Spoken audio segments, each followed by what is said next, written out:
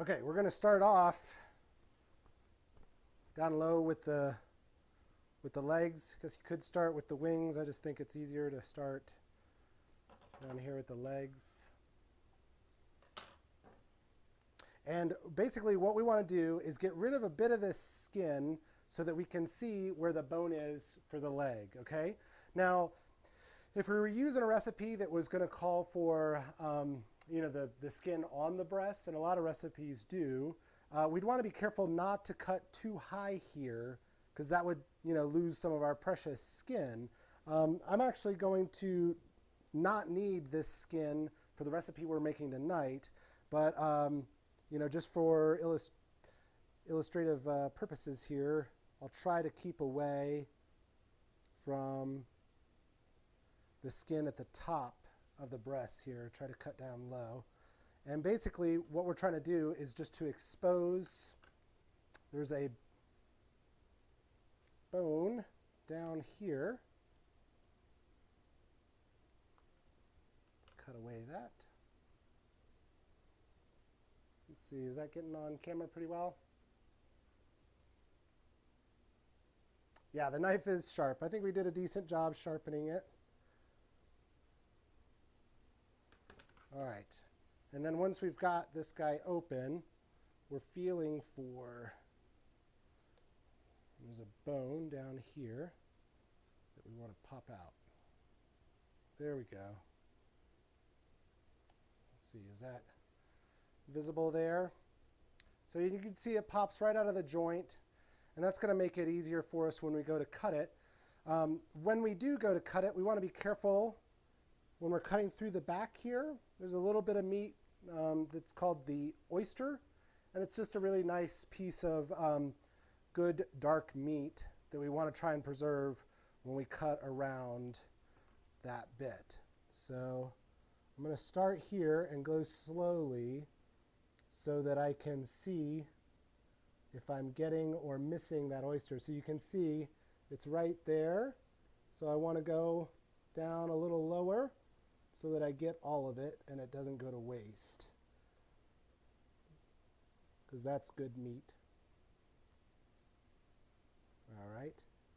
And then I can just go right in between the bone. And it definitely helps to have a sharp knife. Oop, there's some more good meat right there. Probably heard before that a sharp knife is a safe knife.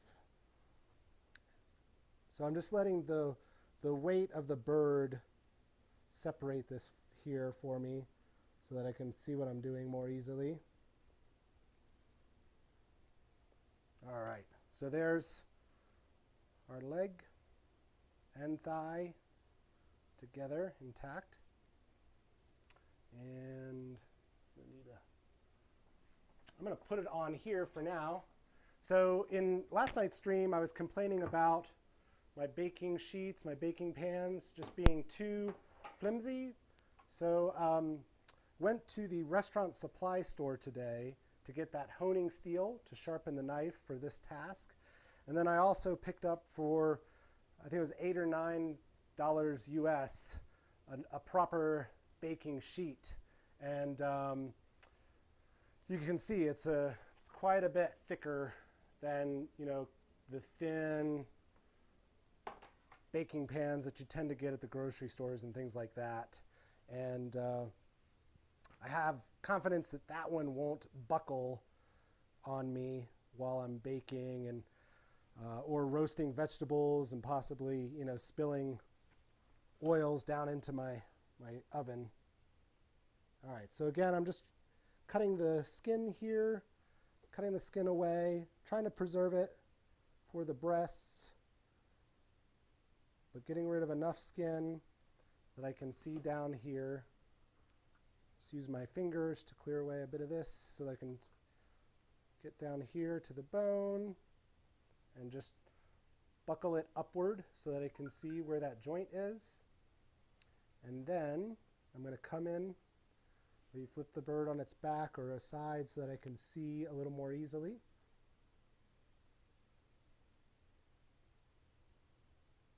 You always get stuck on that bone, huh? Yeah.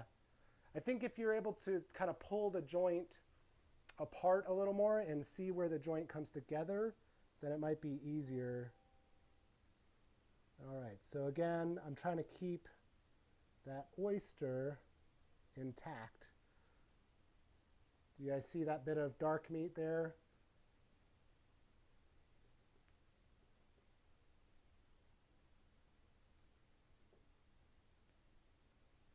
And then I'm just going to come up through that joint.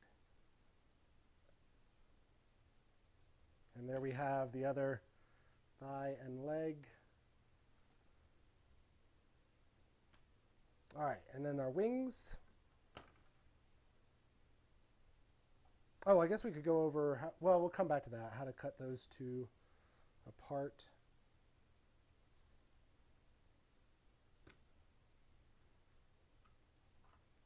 And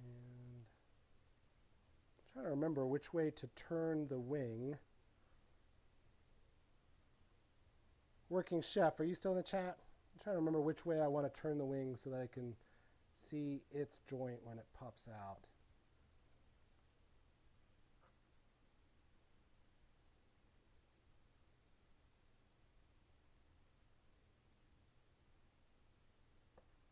I'm just kind of feeling for where that joint is. All right, see you later, Small.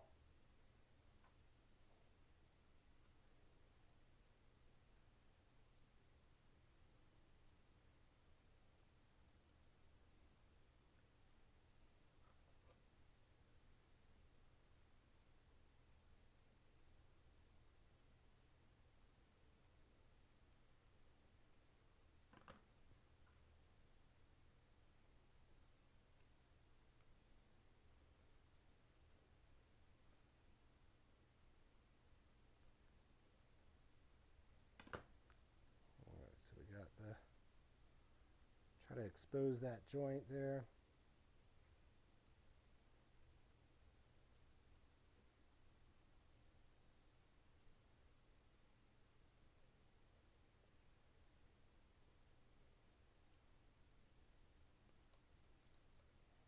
There we go. So then we've got our wing, and you can kind of turn it like that. If you're throwing it on the grill, that's worked well for me to kind of double the wing back on itself. And that, if I'm keeping, this intact, it makes a good little pocket to put marinade, get the marinade soaking in right there. It is kind of a violent movie, I agree. If Luke is still around, he's probably not watching right now. This is probably the goriest my stream will ever be. Oh no, you're talking about Pulp Fiction. Oh, sorry. All right, so again, I'm feeling for the joint here, and then I'm going to try to expose it through the skin here. Small cuts until I can see what I'm going for so that I can preserve as much of the meat as possible. And then as I open up that joint, I can see more clearly where I want to make my cuts. And that'll also help preserve the sharpness of my knife. So again, we can take this wing and kind of double it back on itself so that it makes a nice little triangular shape. And that leaves us with our backbone and our chicken breasts here. You can see on the one side I didn't do as good a job preserving the skin as I did on this side. But that's not too important tonight just because I'm not going to need that skin this time. All right, so this is when these shears come in handy so that I don't need to dull my knife any more than I already have. I've got to cut through the rib cage here, but this line of fat can serve as a good guide where I want to make my cuts. Down here, you can feel I'm gonna have to snip through the rib cage down here, so that's why I'm gonna use these shears. So if it's within your budget, as you're equipping your own kitchen, if it's within your budget to get a pair of kitchen shears, they do come in handy for a task like this. All right, so just make that cut right through the rib cage there. And then I'm going to flip it over and come back the other side. Again, I'm going to follow that line of fat there.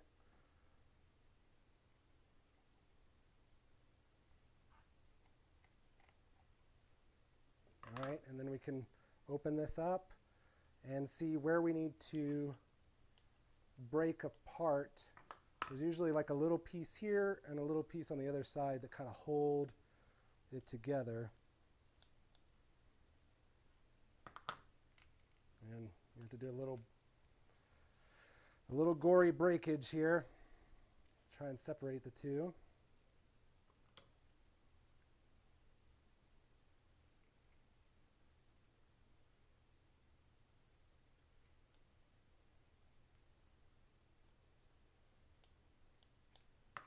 All right, so there's our chicken breast with the breastbone still in place. We're going to have to get rid of that in a minute. But we've got our backbone and spine here that's going to go in for stock later. No, I'm not going to leave the breast on the bone. So that's kind of what's coming next. We're going to separate this, what remains of the rib cage with the separate it from the chicken breast. So we're going to make one cut right here. So we're going to put the blade down at a 90-degree angle and then use the flat of our hand to just kind of press down so we feel that crack. And that should help us breaking the cartilage apart. And then press again from the other side.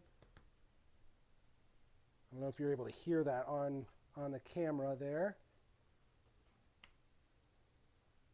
And then this is the part that I have trouble with, is getting in here to, if we cut away this cartilage,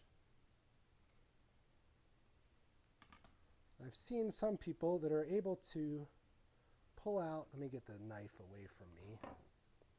They're able to pull out the breastbone all in one nice smooth motion. Do you see how we've broken it and managed to separate it from the chicken breast right now? And so I'm going to run my thumbs along underneath so that hopefully I can get it out in all one piece.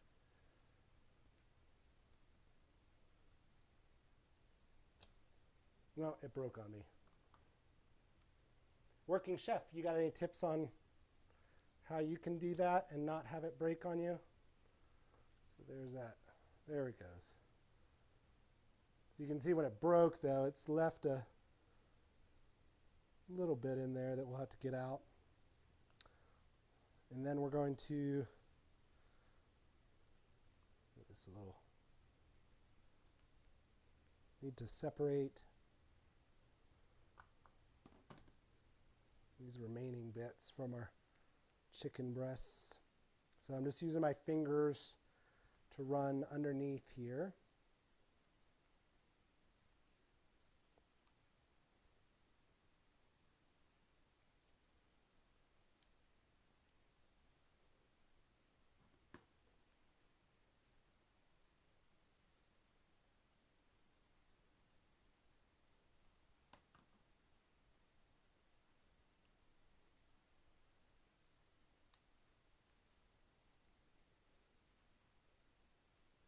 And the more you do this, the more familiar you are with doing it, the faster it should go for you. This is already going faster for me than it has in the past, but when I watch the videos of professionals do it, they're so much faster than me.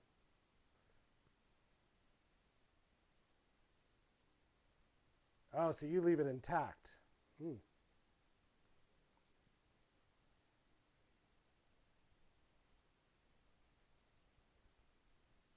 And you just cut from the top then, chef?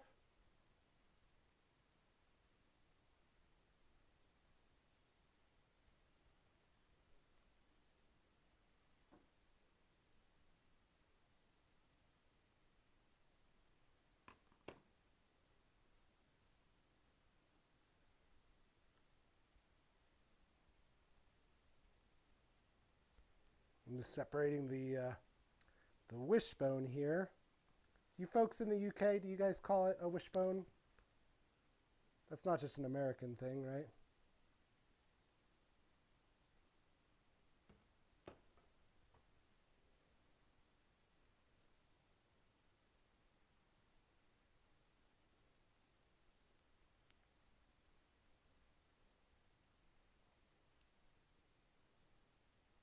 Working chef, if you cut from the top, how do you try to minimize, you know, the meat that wants to stick to the breastbone?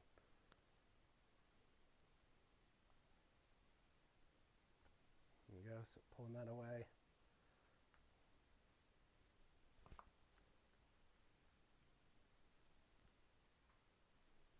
Toss all this.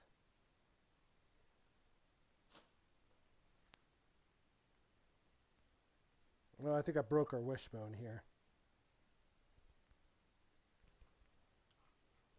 I'm also going to go ahead and pull off, you know, if I had a recipe that did want the skin, I've got the skin intact for the most part, but I'm going to go ahead and pull this skin off.